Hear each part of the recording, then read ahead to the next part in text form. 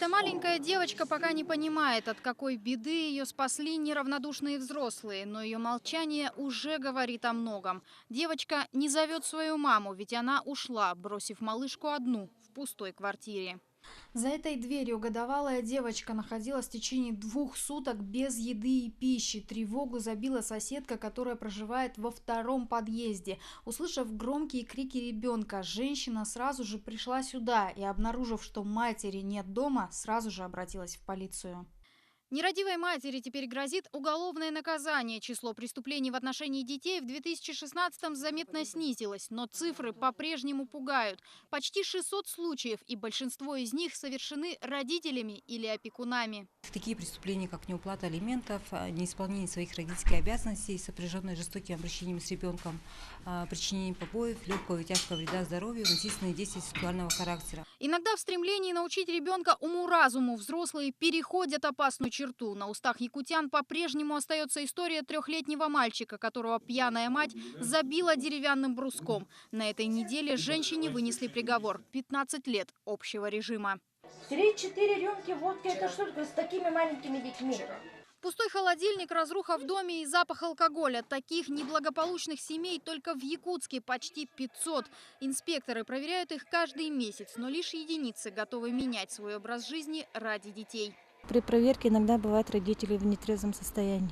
Тогда поднимается опека, приезжает, смотрит. Если родители вообще пьяные, сильно пьяные, то детей тогда отдел опеки забирает.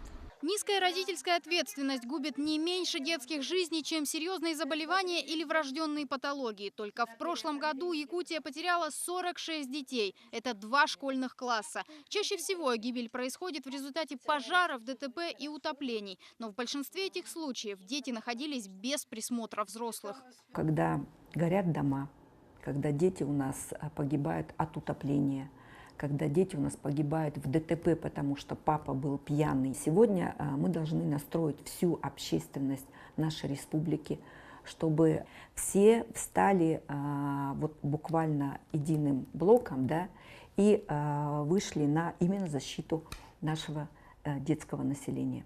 В 2016-м на карте Якутии появилось сразу несколько красных точек. Чаще всего гибель детей фиксируют в Якутске, Алданском, Ленском, Верхневилюйском и Мегино-Кангаласском районах. Каждый случай вызывает широкий общественный резонанс.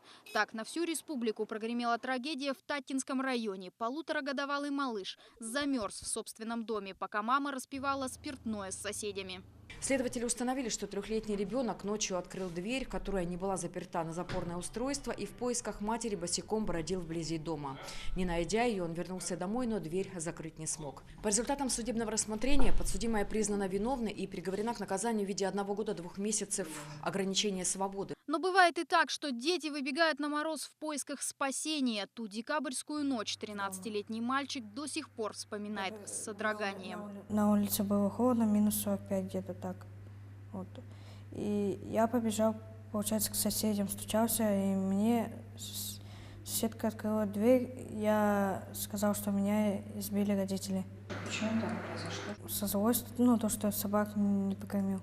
Далеко не все дети находят в себе смелость рассказать о случившемся, а малыши так и вовсе остаются заложниками своего возраста. Из-за отсутствия социализации, из-за задержки развития ребенок просто не умеет говорить. С такими детьми психологи применяют игровую методику. Пытаемся разговорить, открыть, проводится игротерапия, сюжетно-ролевые игры, песочная терапия. Вот именно в этой форме работы с детьми такого возраста бывает легче работать и раскрыть его внутренний мир.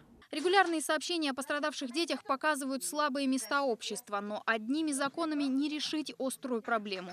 Глядя на взрослых, дети формируют образ своей будущей семьи. И, по мнению экспертов, прививку ответственности надо делать с самых ранних лет. Надо учить норме, как должна создаваться семья, как должны уважать друг друга родители. Что такое не только любовь к ребенку, но еще к старшему поколению, уважение. Вот из чего складывается, наверное, полноценная, счастливая семейная пара. Как сказал известный классик, все счастливые семьи похожи друг на друга, но каждая из них несчастна по-своему. Сложно сказать, как сложится судьба героев этого репортажа, но уже точно известно, что годовалую девочку не оставят одну. В органы опеки обратились родственники малышки. Они хотят забрать ее в большую и, надеемся, любящую семью. В животном мире своих детей бросают чаще всего кукушки, но даже они вначале находят для своих птенцов надежный приют. Оставляя детей без родительского внимания и заботы, взрослые калечат маленькие детские души. И если сейчас не остановить этот вирус безразличия, над обществом нависнет серьезная угроза. Анна Лебединская, Роберт Набиев, Василий Соловьев. Вести.